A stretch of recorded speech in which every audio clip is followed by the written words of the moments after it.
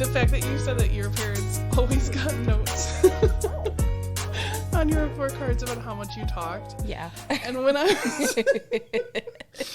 was little, I was a very quiet child. I was very shy and quiet. We know this. So in first grade, when my very mean teacher told my parents, like, she was very unhappy because I was talking so much during class, they were like, shut your mouth. She was not Your dad's just like lighting up. They were not expecting that reaction, so they were like, oh, we'll talk to her. They're like, shut up. What does she talk about? Yeah, they're like, oh my God, what is she saying? Oh no, it's happened. We're back. We're back. Never went anywhere. No. Like it's been gone. No, I think we would have been friends. Yeah. No, it would have been the funniest looking dynamic. It would have been straight out of a show because you would have been this tiny little Abby. Yep. And then me towering over you because I had a very early growth spurt. Great. I wish if I was going to be this short that I could have at least gotten the satisfaction to be taller than everybody at one point in my life. But the sick joke here was that never happened. You're tall in personality. Oh, I am. Because that's what it would have been, is you would have been... Funny enough, A and B, you would have been the alpha, I would have been the beta. I would have just been your backup girl, like, yeah. Yeah, and to be honest, that's how little Abby liked it. That's how she liked it. It was just her world. We were fortunate enough to be living in it. Get out of her way. Or she'll strike. I have created strikes in the 5th grade. I did. Because I was not about the cave that we were about to go climb in. I heard the word spiders and I was like, absolutely not. I was like, ladies, do we like this? Do we like this? I was like, and if we don't, I have an idea. And I would have been right beside you passing out flyers. I would have here's said, your sign. Oddly enough, SpongeBob is what motivated me to start that strike. Because that's what we were chanting when SpongeBob and Squidward go on a strike. They were going on a strike. Yeah. I took down a grown man. Like, I shattered his confidence that day. Because, spoiler alert, we did not go in the cave. And he was fucking pissed at me. Like, I came to school Monday, had a great weekend, was like, oh, God, love the rest. And I was so happy to be back. My teacher was back, and it was her husband. That was the one I led the strike on. And she was like, because she wasn't on the field trip, she was like, I heard some of you weren't good. And I was looking around, and I was like, yeah. Nobody knows how to act on a field trip. I was like, wild. And she's staring at me. And I was like, is she, what? It's such a shame when one person has to bring down everyone else's fun. Oh my God. Yes. And I was like, is everybody listening? Folded hands on the desk. Yeah, I was like, I couldn't agree more. Because I was also a teacher's pet. Do you want to know another comment that I got on a different report card? What is it? This one makes me uncomfortable. What is It makes it? me embarrassed. My 2nd grade teacher told my parents that I need to stop hugging her so much.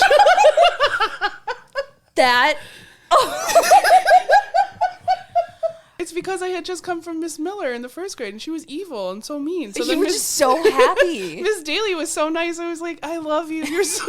I didn't know this was possible.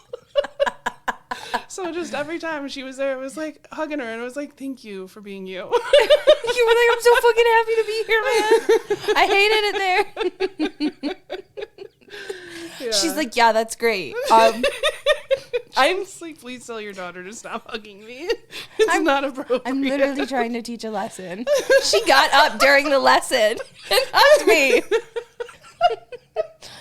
It was so fucking embarrassing. She was just hugging my leg the whole time we were reading the story. Like, oh my God, do you guys not hug her? Just kidding. I just love hugs. I always have. She's a fucking hugger. What can she say? And that's good. You live in a house with a lot of affection. Yeah, I take it personally when I get denied a hug. I know it's personal comfort, but I'm like, but you've never had one of my hugs. You're like, but my arms are open. So Bree loves to hug. I do. And I think we would have been friends. In conclusion, I think we would have been friends. Yeah, we would have been a terror. Your parents would have not liked me. A lot of my friends' parents thought I was trouble. Because they were like, God, she's just always in something, huh? And I was like, oh my God. That little one's always up to They something. were like, why can't she just relax? And I was like, I don't know, Miss Miller. I don't know. I think you all would have been my friend too. Mm-hmm. Will everybody comment if they think they would have been our friends? Would you have absolutely hated us as friends, or would you wanted to be And part if you of it? want more stories to give a better idea of what we were both like as children, just let us know. Yeah, we got plenty. Yeah, I was fucking crazy. But anyways, welcome. Surprise, it's season 2. Oh, it's our season 2. We didn't even tell you that season 1 was over. Because we just kind of decided. Yeah, keep up for big life changes with that, with Brie and I. Right. Again, if you ever want to know any of this important information, subscribe. You have to follow us. You literally have to follow us. Yeah. We will not stay on a schedule. That's one of my goals for this year and for the new season is reliability and, maybe just some consistency. We're going to do that. Let's tell them who we are first. Yeah. Who are you? I'm Brie. I'm Abby. And we're your rent-free roommates. Season 2. We made it, guys. Woo! First lease is up. Second lease starting now. Well, yeah. We don't even have a lease this year. That's a fact. That's actually a true statement. I wonder if we should say that. Nobody do anything with that info. Yeah. You're a bad roommate because you're going to get evicted too then. Anyway, season 2. Big things coming. Yeah. Don't know what they are yet. That's why. That's why you have to follow us. That's why there was no big announcement. This is really just the same as like a new year where we're like, we're deciding this gives us the right to do some new stuff and feel like we're starting good. Yeah. So welcome. Join us for the ride. We don't know where it's going either. But thanks for coming. But if you want to stay on that ride, follow us. Yeah. Rent-free roommates everywhere. Instagram, Facebook, not on Twitter. Yeah. Not on Twitter. It's I'll always forget, Brie. Rent-free roomies. Mm-hmm. And I'll forget by next episode, so believe that. But if you ever want to send us an email too about anything really, Yeah. your life, Yeah. big changes, Good or bad, anything you're stressed about, want advice, have a question, or just want to tell us this is a ridiculous thing that happened to you, I want to hear it. And tell me about your childhood. Yeah, what were your report cards Yeah, like? what were you like? What did the teachers say about you in parent-teacher conferences? And do you think you'd be friends with Brie and I? That's your homework. Yeah. Email us at runfreeroomates@gmail.com. You don't have to send that in, but we'd appreciate it. But email us about anything. And give us our report card. Rent. Don't rent us. We're not for sale. Rate, review, subscribe, please. Let us know how we're doing. Give us our report card. Yeah. Oh my gosh. Do I talk too much? Do you want 20 like me? Because that was a literal comment the teacher gave me. She did. She did. And that was a big ego booster.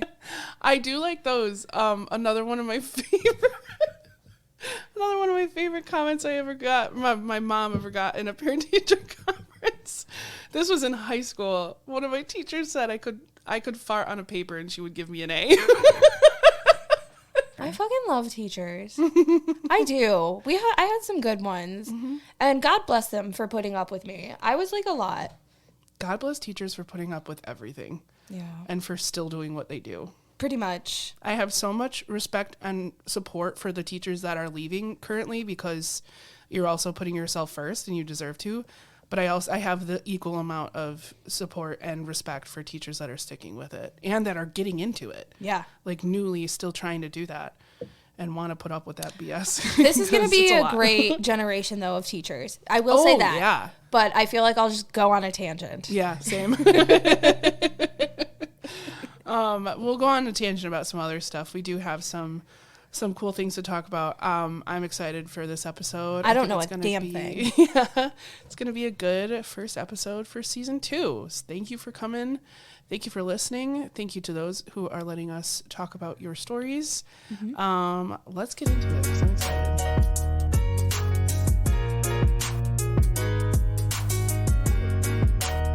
But I feel like it does. So I'll like. I'm not going to talk about that. But I do think if I met him, saw him, he'd meet me. Smile. I think he would be like, what are you doing later? And I would say, I don't know, Skeet Ulrich. What are we doing later? And I think I could pull him. You say his name so fast it keeps sounding like something different. Skeet Ulrich. But the first time it sounded like Skittle Rich. That's his stage name. Skittle That's Rich. his stage name. Pickle Rick and Skeetle Rich. Ew, I kind of hate it. Oh yeah, the second time it sounded like Skeetle. Skeetle Rich. No, Skeet Ulrich. He's, and like, what kind of name is Skeet? But I don't care. Skeet, Skeet, Skeet.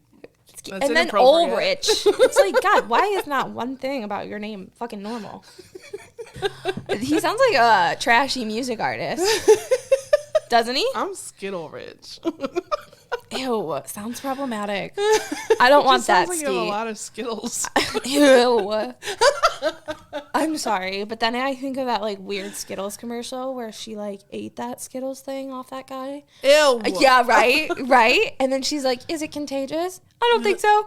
And then she's got it, and it's like, why did that unlock a fear I didn't know I had?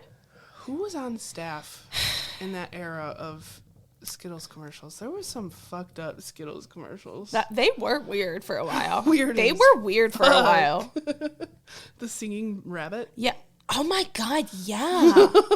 Yeah. It's so weird. He bites him. Ew. He runs away. Yeah. Ew. Stop. It was really weird. Okay, I'm sorry I even brought it up. Stop. Now I'm scared. So I don't want to talk about it. Okay. I'll make you feel better. Tell me. We have a positive thing this time. We have a little celebration. Celebrate. We always tell you guys we want... Celebrate. Brie, please play that in the episode. Just kidding. We probably don't have the rights and we can't afford it. So. You could sing it though for 2 Yeah. seconds. Everybody just know it's there. But we're always telling you we want the good, the bad, and the ugly. But that includes the good. Like if you Yeah. have just like a little thing you Heavy want to on the tell good. us, we want to celebrate that with you. We have somebody that shared with us this little victory that I'm so happy. She says, I bought 3 dresses today and they all fit.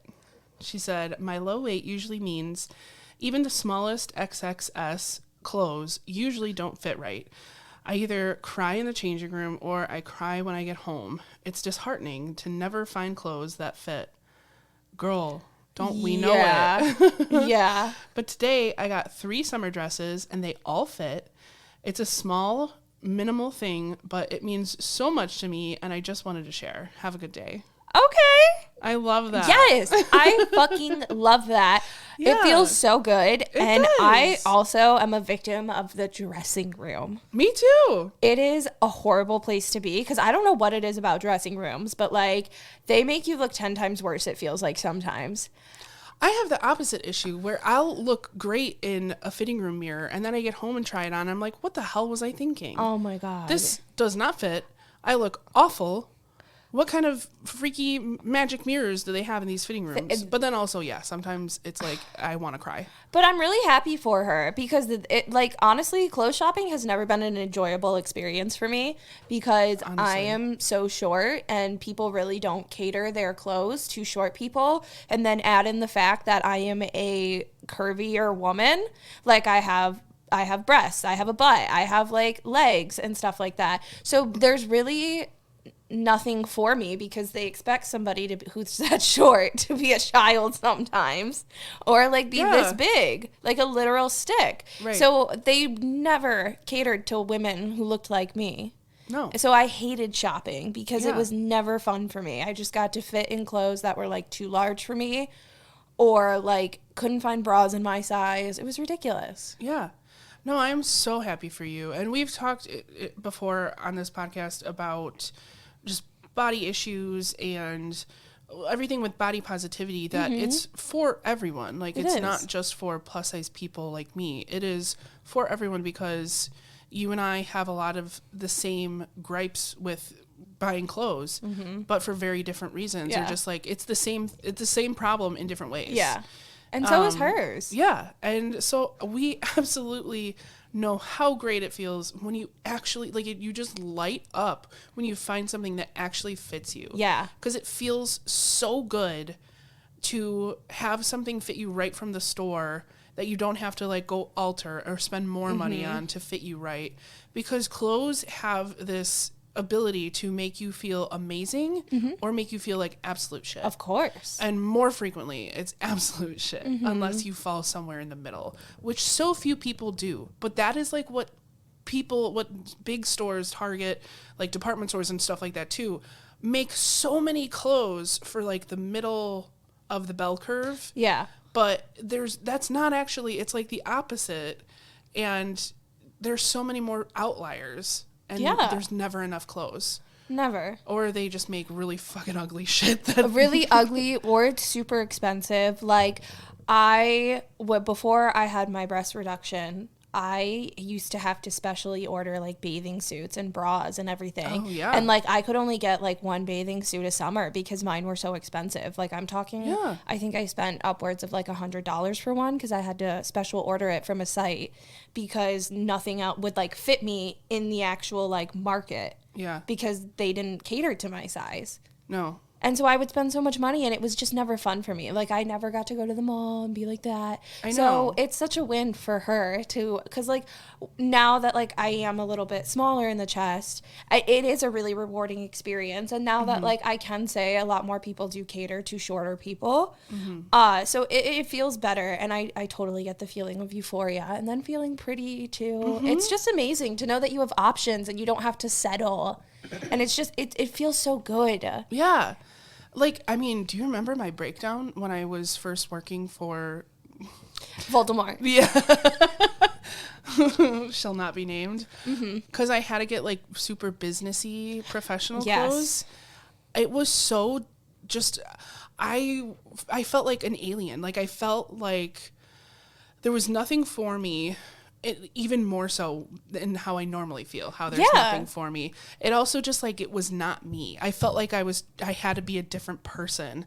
And it was so dehumanizing. And they like didn't want that person to exist though. Like the clothing market. So. I was like, how can I not be me and still professional? I'm not an unprofessional person, but I want to have some personality when I'm fucking dressing for work if I'm going to be spending that many hours in those clothes. And I really hate that too. Oh my God. I didn't have a breakdown like that since like middle school. Like it took me back to a dark place. It's a horrible place to be. And that's what we're saying, the effect that clothes can have on you. Yeah. So I can only imagine what it must have felt like to, put on that dress, see that it hits like the good places on your body and that you don't have to just settle. Yeah. It's good. And I hope not like it's hiding the right places. Yes. It's that it's showing off the right places and that you just like, you feel like you finally feel like you can show to the world as you're walking around in this outfit who you are. You're like walking taller and straighter and just like happier. It's such a good feeling. I'm so happy for you. I am too. And I hope that you made note of the brand that you were able to find these dresses, because hopefully they cater to more clothes in your size. But that's also the like important thing too, is just that there needs to be more clothing for heavier set people. There needs to be more clothing for people who are a lot tinier, because like they could have a condition that prevents them. They could be recovering from something. You don't know. That's not really your business. The point is that there needs to be like visibility for that. Right. Why are we excluding anybody? Exactly. Like people need clothes. Right. Please cater. Do you want business? Help them make it. Like it's less material anyway. I guess I'm on a rant because I don't really know like how much it could cost, but I'm like, okay, but like the markup is insane. Yeah. For but the fashion like industry. The fact that like we're excluding people and then like a potential customer who could be, it's just an interesting. Well, and if we want to talk about like sustainability and stuff like that, like I said, they make so much extra clothes that then end up going into clearance and then thrift stores and then just like landfills and shit. Like it's just, it's ridiculous the amount of extra clothes you have because you're not catering to the actual majority. And because like, I mean, if we want to get into sizing, a size 16, I'm pretty sure size 16, 18, that is like the majority. That is the median for size, like, at least in America. That is where most people fit. That is what's, if you want to call anything normal, that's quote unquote normal and what the majority is. But in that 16, 18 is considered plus size. Yeah, but you know what? Then we're about to sound so crazy. So I'm like, but then why would they cater to everybody when they could leave people out and make it more exclusive? Duh, we're breaking it down. Yeah. I mean, it's like, was it Abercrombie that got in huge trouble back in the day for that, where they literally even said, they came out and said they didn't want plus size people in their clothes.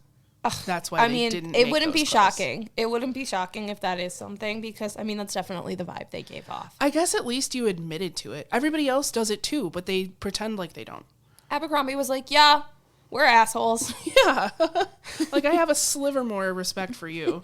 You're still a fucking asshole. Yep. They're like, we're assholes and we know it. Everybody else is like, no, we're not. Yeah, we're not the problem. Literally, we have one piece back there. Can you believe Like, it's Abercrombie? right back there. There's only one. There's only one. Yeah, go get in your corner. Go find whatever. But we have it. It's here Inclusivity. somewhere. Yeah. Just we But hide no. you in the back. We're so happy for you. Yes. We hate the mass market. And 3 summer dresses, that's so exciting. Like, you have something to look forward to. Oh, I love it. It's going to be a good summer. You're going to feel so good. I love it. Thank you so much for sharing. That is the kind of stuff we love to hear. If it's just a little victory like that, please share it with us. We love that stuff too. We really do, because I feel like, yes, so much of this is advice so far, but like it really brightens my day to know about the good things happening in people's lives too. Yeah. As much as I love advice, I love hearing about the wins. As like Bree said, Yeah. small, big, we want to know everything too. Right. We're your roommates. Because those are big things, though. Yeah. In the grand scheme, like it might seem small to somebody else, but that's a huge win for her. Right. Because she doesn't find things like that normally fit her. So I mean, I'm so happy for you, and to all of our listeners, please share something similar. Yeah, we are your rent-free roommates, so treat us as such. Come home to us. Mm-hmm. Tell us what you got when you went shopping. Show us Literally all your haul, and tell us the little victories, and also like complain about all the assholes. Yes, we literally celebrate each other for doing laundry. Yeah. And folding it all within one night. I'm like, I was so productive. And the Yeah. house literally claps for me. So fucking get on in here. Email us, rentfreeroommates@gmail.com. If you want to feel good about yourselves, email us. The bar is so low. I'll celebrate you fucking tying your shoe. It Yeah. doesn't matter. I'm happy you're here. But yes, thank you for sharing. On to the next one. Dun, dun, dun.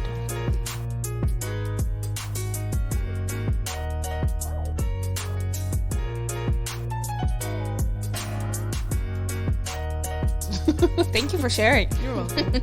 What else did you do? Guess what I was drinking? Peach tea. Oh, yes. I was drinking an energy drink. Spoiler alert, everybody. I haven't given them up. I'm trying so hard. I have a problem. I have a problem. I think I'm on the road, though, because I'm admitting it. Mm-hmm. And that's step 1. I was going to say, you have made progress. I have made progress. Yes. Baby I'm proud of steps. you. They've been baby steps, but like they're like at least One step at a time. one step at a time. Your heart will thank you. My heart will thank me, but like my toxic trait is thinking that I counterbalance it because I do healthy things. So I'm like, this will be fine in the long run, and my body's like, I just don't get. I don't know that that's how it Then my body's just like, so I just don't see it that way. And I'd really appreciate if you switched your mindset. And I'm just like, but I ran. You're like, but I drink so much water. And I ran today. And I eat a lot of veggies. And my Look body. at the things I do for you, body. This next one, we have a roomie sharing some pretty serious stuff.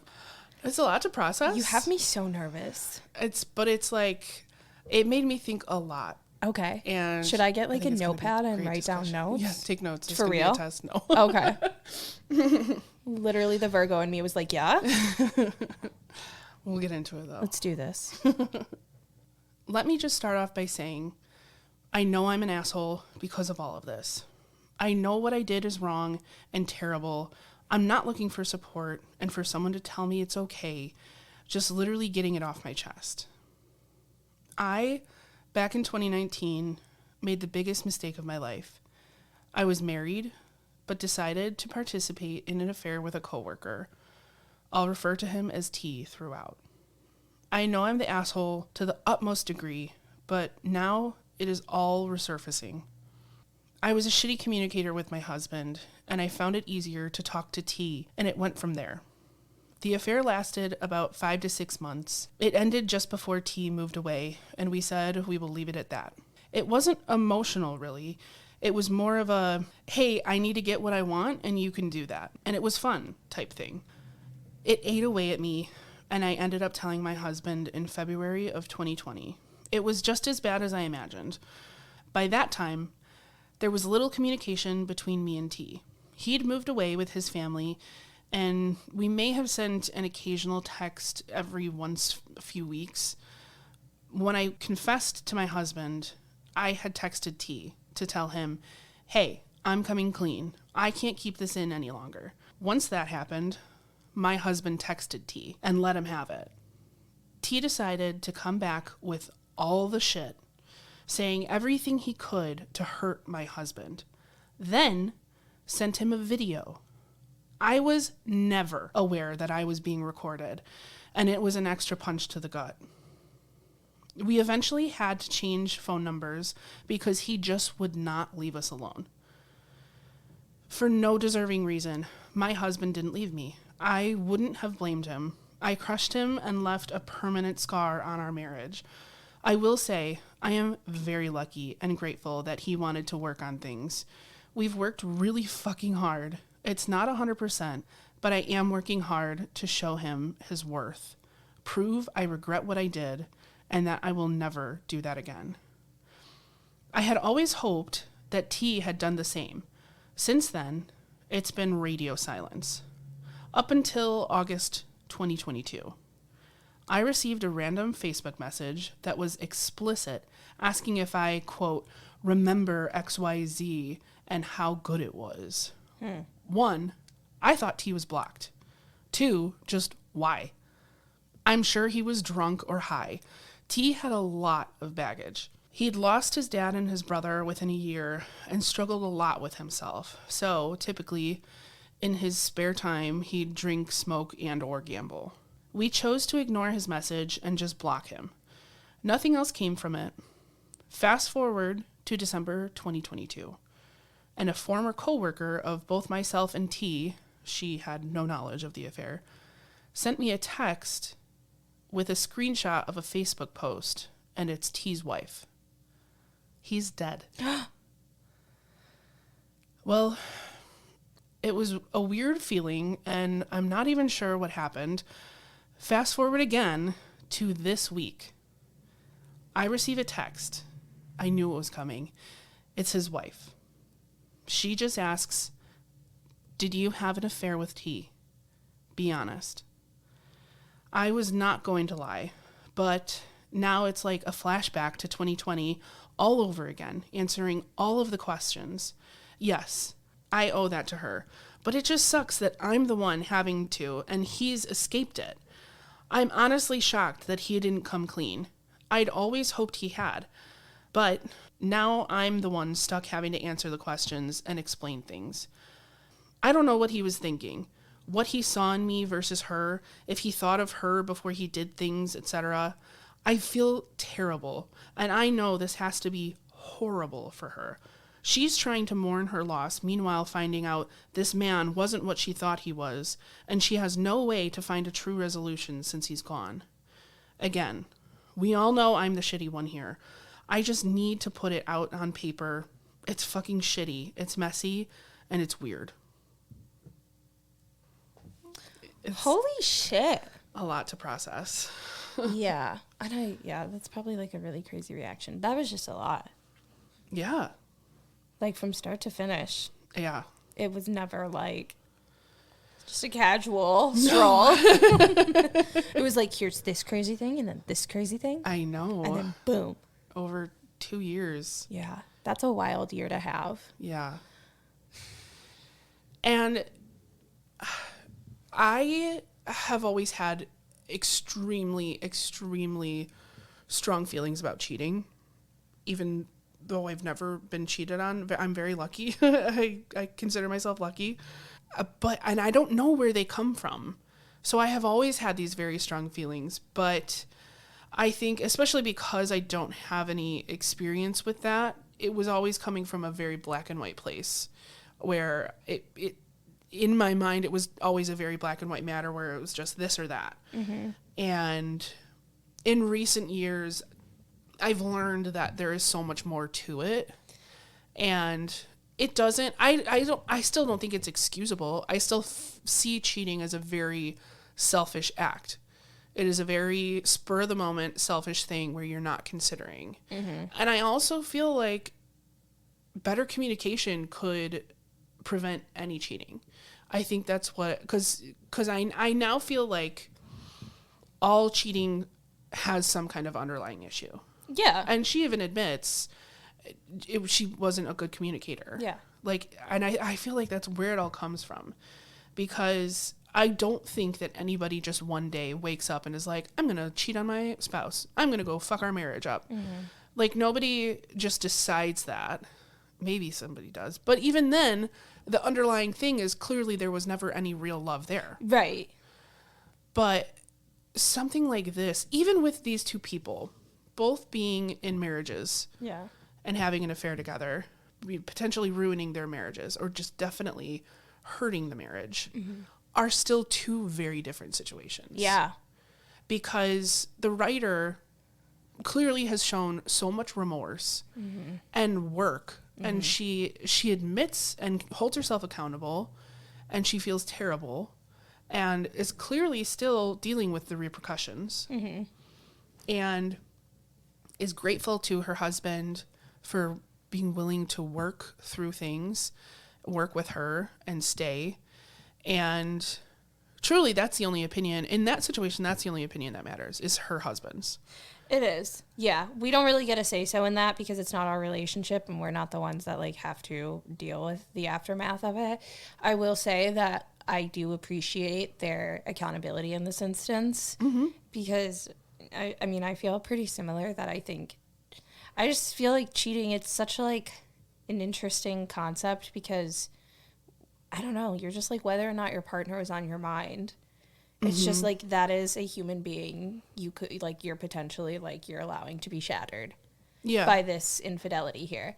But besides the point, like I mean, and then in that you have to be prepared to deal with the consequences after that. Like that's just it comes with the territory. Yeah. So I appreciate the fact that she's not running away from that, and I think that speaks volumes of who they are as a person, and that's when you can appreciate somebody's growth, like not condoning their actions, but understanding that they don't have to be that same person, and I don't think that they are based on X, Y, and Z. T, on the other hand, you can't say the same for, and no. I don't want to, like, obviously we don't know the cause of death or anything, but they also sound like they were a really unhappy person, and misery loves company. Yeah. But unfortunately, it sounds a little bit like they ran from their problems as well, especially if they never told their wife, whereas she really owned up to her shit and was prepared for the consequences and didn't expect anything, and she just got really fortunate, and you can tell that she's grateful for that. Yeah. So, because she didn't let it just come out. She is the one that admitted to it. She admitted to it. She admitted to the wife. She could have easily, and it's not fair to be the one that has to deal with the repercussions when like the other person was just as guilty as well. But you know, unfortunately, you know, life isn't fair. It's not. Right. Like, but you know. Well, and people might really disagree with this thinking, my thinking in this way, that it feels like karma. It is a little bit. And the extreme of T's karma versus the writer's karma, I think shows the people that they are. This is pretty heavy karma that she has to deal with, that this guy died and now she has to answer to his wife. She doesn't have to. She doesn't. But she owes her that much. Yeah. She owes her that much. But that's her level of karma, that like 2 years later she's still having to deal with it. She's still having to answer to it. She's still working through things with her husband. Things have gotten better. But yeah, it's a long process, and it's a lot of consequence to deal with because it was a lot of wrongdoing, and she recognizes that. T, I think this is karma for the cheating and many other things. Yeah. God forbid, we don't know how he passed. And a person losing their life is always tragic, but I do think that kind of like how we talk about how family needs to like earn that title and stuff like that, and just because they're family doesn't mean that they're on this pedestal and they can do no wrong.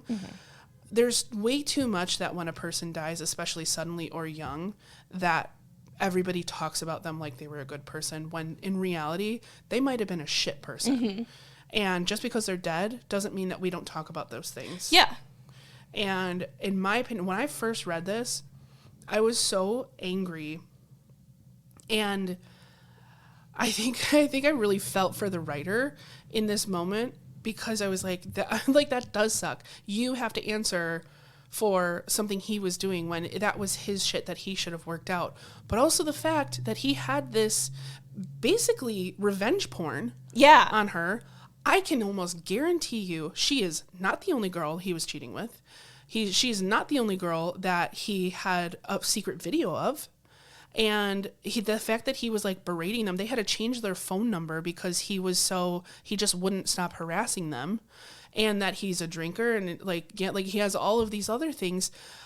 He was not a good person. No. I don't know the guy from a hole in the wall, but I can tell you, doesn't sound like he was a good person. No, he was certainly winning no awards. And he had a lot of demons he was dealing with, and he had a lot of stuff that caused that, but that does not make it right. No, it doesn't. It really doesn't. That does not excuse it, because like we are not responsible for the things that happen to us, but we are responsible for how we deal with the things that did. And yes, you can absolutely wallow in your own pity, but like that's the status of where your life's going to be at then, or you can accept it and try and move on from it in some way to have some form of a happy existence. Right.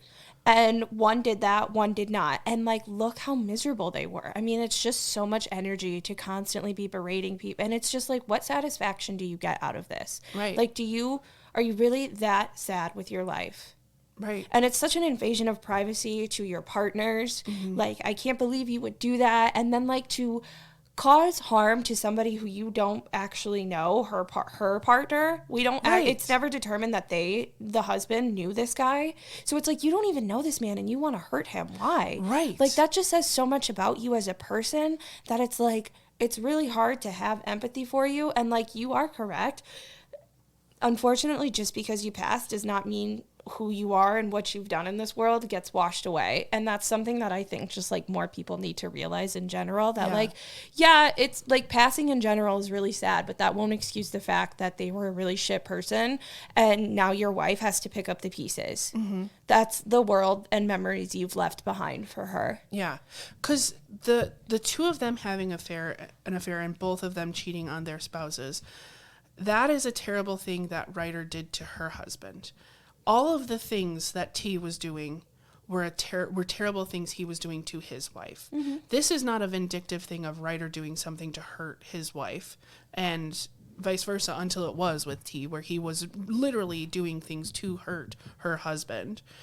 But the other thought that I had the first time I read this was, I feel like I think it is a good thing for the writer to tell the wife as many things as like she really needs to know. Obviously, we don't have to go into a ton of detail or anything like that, but to answer some questions, because I have just this really strong feeling that she came to her knowing full well.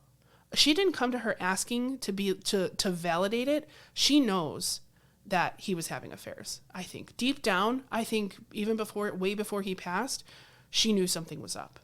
I think that there was a lot going on in that marriage with T and his wife, that she knew a lot of things. And I think she's probably reaching out to all of these women just to close the chapter and tie up some loose ends and validate all of the thoughts she was probably having and probably being gaslit in the relationship and feeling like she was crazy for even having these theories or thinking that these were possibilities.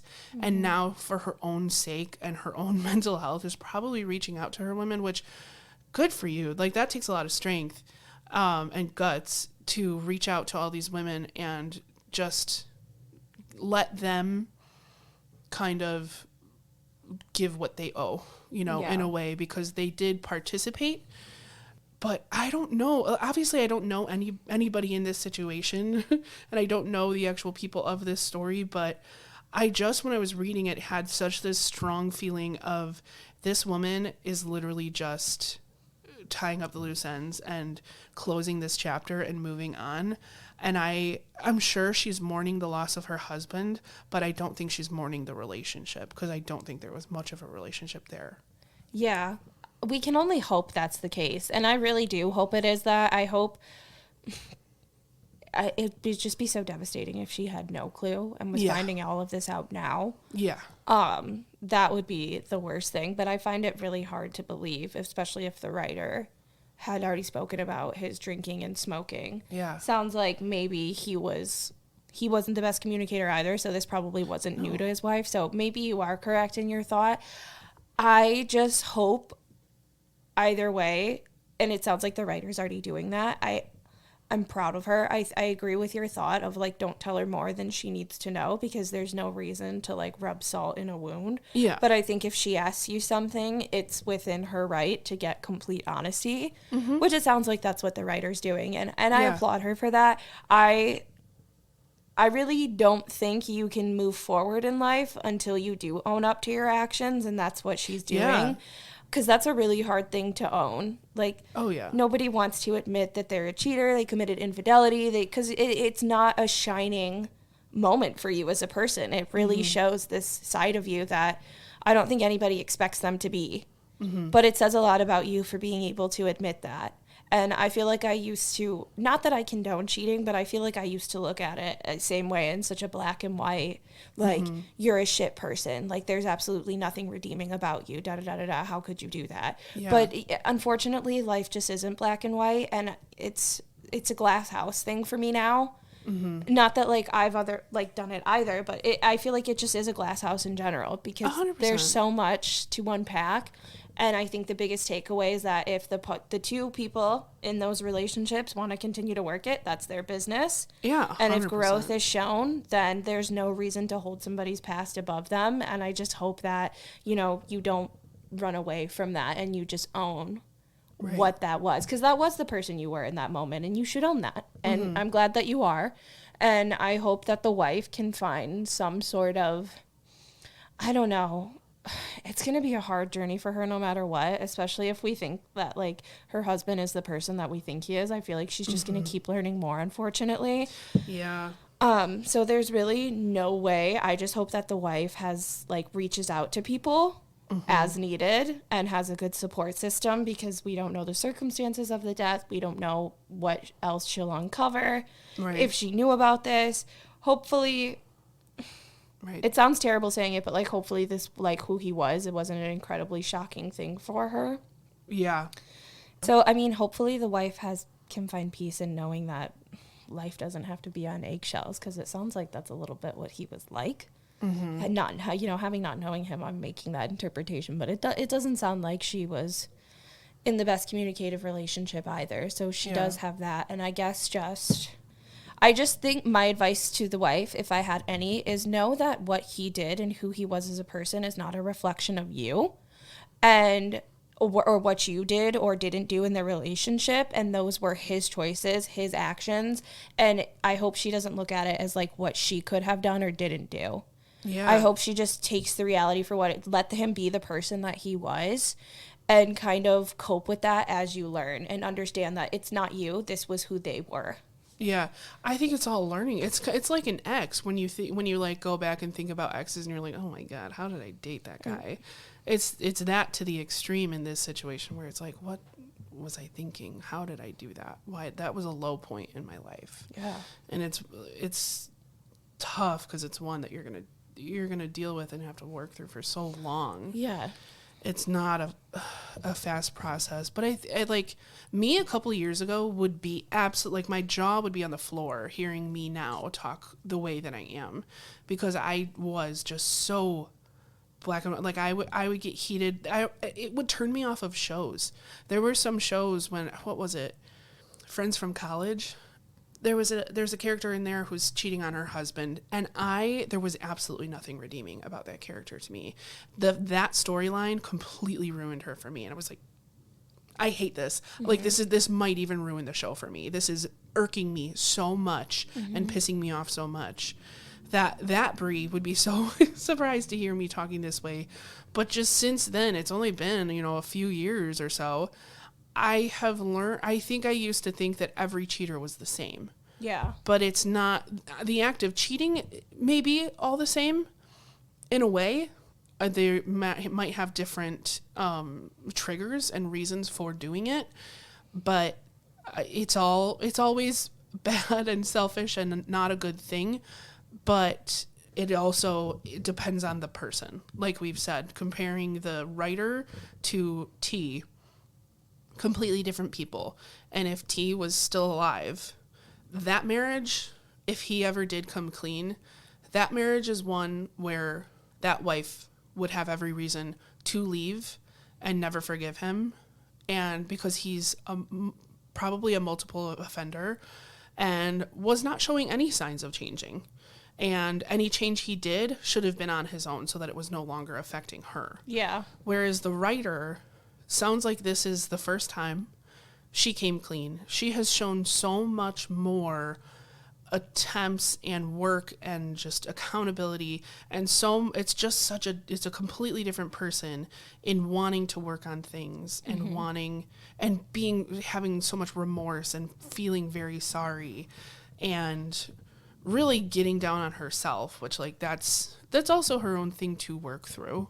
It's like, I think this in her situation, it's like, I think both therapy and couples therapy is probably a good thing. Definitely. And there's a lot of selfish things you can do in a relationship, like to destroy it and stuff, but unfortunately some just have bigger consequences than others. And this is just one that's going to have a long lasting consequence because of the amount of people that it affects and just what goes into it and what it does in the long term. So, I mean, unfortunately, like Brie said, this is a little bit of a continued learning experience on karma and really showing your growth as a person. And when it is hard, just know that you're not that person anymore. And this is a new version of you. But unfortunately, sometimes you do still have to speak for that old version of you.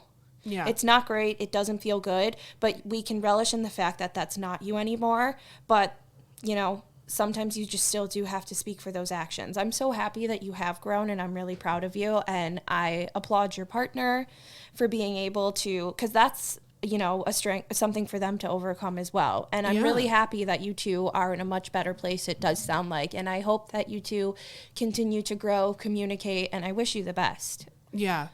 Yeah, to the writer's husband, I hope that you are giving yourself some grace and letting yourself work through any emotions as they come. And it's a very big thing, you being willing to work on things. Because I do wonder, too, I think in scenarios of cheating, I'm never going to blame somebody and be like, you sent them to cheat. Like, it's your fault that they cheated. That is not it.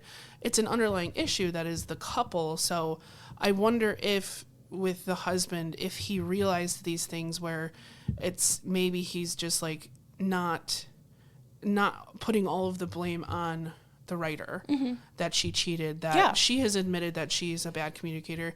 Maybe he was too. Maybe he kind of realized like, you didn't do, it wasn't all, the problems in our relationship wasn't all on you. Yeah. So maybe that's it. We don't know, but they are doing what's best for them. Exactly. And I think they're going to continue to do that. If this is something that two people can work through, it's only making your relationship even stronger. Yeah. And it's impressive. It is. We wish the best to both of you guys, and I really hope that you guys can work through this, and I am, like I said, very impressed that you guys are working through it, because I don't know what I would do in this situation. I don't think anyone can say until they're in that situation. I agree. Yeah, it's really easy to be like, this is who you are, this is what you should do. But like, until, like, that's what I'm saying is like, cheating really isn't that black and white. We know X, Y, and Z. And we're just fortunate that we got any information out of this. But I mean, what I like about this story is that it's really not one where there is a right or a wrong answer or like any real advice to give. I think this is one where we truly just need to listen. Yeah. And this person just needs to vent, because I think I think it would do them no good to tell them that like what they did was bad and stuff. They know that. Yeah. You know what I mean? Right. So I just, my parting words are just like, I guess just keep holding yourself accountable. I think it's going to show tremendous growth for you and allow you to really forgive yourself. But also at the same time, understand that like you aren't that person anymore and you're trying every day to be the better version.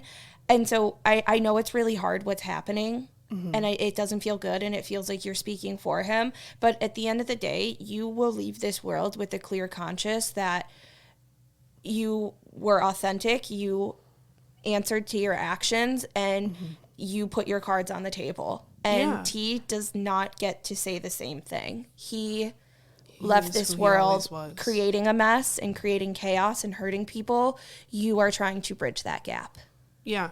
And that's really important. So I think when things get hard, remember that. It is going to be hard because, like I said, sometimes you have to speak for your old actions. But the point is you're trying to fix that. Yeah. And that's the person you are. And that's not the person T was. And just know that that's the fact. Look at the facts here. Yeah. So with that. Well said. Thank you. Mic drop. I think people who have been cheated on have a very, very, very, very hard time seeing this perspective and seeing the perspective of anything I'm saying. And yeah, it is real fucking easy for me to have that perspective because I've never been in that situation. But it is a huge thing. Like it really just, it hurts in a way few other things do. It hurts almost as much as a death.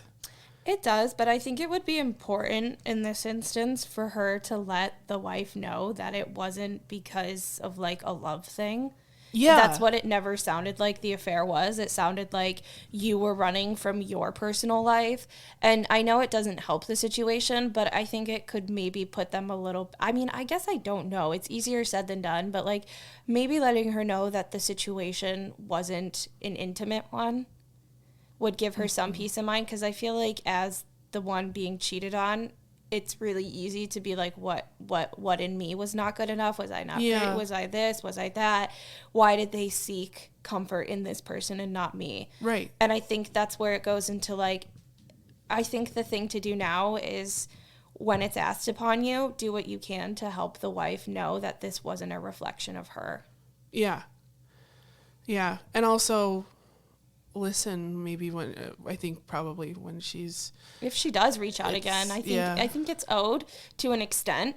Yeah. Because I don't think you're responsible for his actions. No, I don't. But I think when it is asked and when it's necessary to provide that info, and when I think you can kind of, if there's a way to help with a certain thing, I think it would be beneficial to let her know that. Yeah. I think it's going to be closure for her. Yeah. So. And yeah, it's to anybody who has been cheated on, if everything that we're saying is absolutely pissing you off and you are just beside yourself and you can't believe that we're saying these things, just point your anger in the right direction. Realize that you are, even if you hear this story and you are so mad at this writer, realize that you're not mad at the writer. You're mad at who cheated on you. You're mad at who hurt you.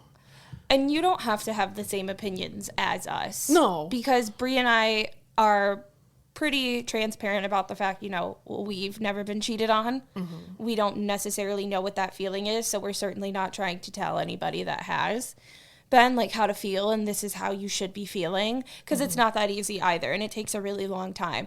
But this is us, like, because we don't condone it, but this is us trying to, I guess, help somebody who's trying to grow from a terrible situation. Yeah. Allow them that. Yeah. I feel like this is such a rare perspective of cheating. It is. To see somebody so genuinely remorseful. Yeah. And so I think in those contexts, we need to hear that person out and show them some empathy as well. Yeah, I think this story, I really was interested to talk about it because I feel like it's a good one to humanize cheating instead of vilify it. Yeah. It's so easily vilified, and it's so easy to, as soon as you hear that somebody cheated, to just absolutely rip into them and hate them and just have all of the feelings, if you have been cheated on, come flooding out. And that's understandable. Yeah. But that's something that then it's like, okay, I still have some work to do. I still need to work past this. This is still really hurting me. But you're more than welcome to reach out to us as well if you feel like we missed the mark on something and you'd like to discuss it further. I mean, I'm fully open to that conversation as well. Mm-hmm. A discussion, yeah. Or two ways. Exactly. Of course. Like to a degree, yeah. Yeah. Because it's not something super simple, but, again, this is our perspective on it. Mm-hmm. And that's what we're here for. We're not really here to tell people when they're right or wrong. No, and because, it's a very polarizing thing. So I understand that for a lot of people, this might be really frustrating to listen to. Yeah. But I do think that that's what I liked so much about this story, is that it's just, even for me. You're going to be conflicted listening to it. Yeah. No matter what. You should be. Yeah, even for me, I was very surprised with my reaction to it at first, because it's so different than any other reaction I've ever had to cheating, even fictional cheating in a show. Yeah. But I think something like this should spark a little controversy with that, Mm-hmm. I mean, because it's not a great situation. Yeah. You can also empathize with somebody who's trying to learn from a really shitty situation. Mm-hmm. I think this is probably the first time where I have seen, for once a cheater, always a cheater is not right. Yeah. I believe in my heart, and I will believe until proven wrong, that this writer is really working on it and isn't going to make this mistake again, because that's a hell of a lesson to learn. It's to have the other person die, and now you're literally having to it's answer the universe to really telling you that, like, this is the risk you take when you make choices like this. Yeah. You don't get a say in how you have to, like, these are still the consequences. yes, you don't get a say in how you have to answer for these now, but you did it. So, and I think this is the universe being like, remember this. And I think she does. I think she does. I think she's heard it loud and got clear. it. She said, hey guys, I understand. Yeah. We can mark this one good. Check that off. I understand. Yeah, how many more times am I going to be answering for this? Who knows? But good luck to you. Good luck to you. Keep the growth. Yeah. We wish you the best. Yeah, truly. I wish everybody in this story, obviously besides T. Mm-hmm. Yeah, obviously besides T. I was like, do I mean that? But whatever. I'm going to stop talking about him. Yeah, no, truly our hearts go out to both spouses, to the writer's spouse and to T's wife. We are very sorry to you guys, and truly wish you the best. I'm very sorry to T's wife, having to mourn and in more than one way. Yes. And truly wish you the best and hope that she's able to grow from this too. I do. I hope she finds comfort moving forward. Yeah. And to anybody else that's going through anything, just in general, or has anything that they want to celebrate with us, big or small, as you've heard in this episode, we'd love to hear it all. Yeah. You can email us at rentfreeroommates@gmail.com. And thank you so much to both writers for letting us talk about these, sharing this with us, and letting us discuss it, and trusting us with these things. And we want to do that with you too. So everybody, join us on social media. We are Rent Free Roommates on Instagram and Facebook, and Rent Free Roomies on Twitter.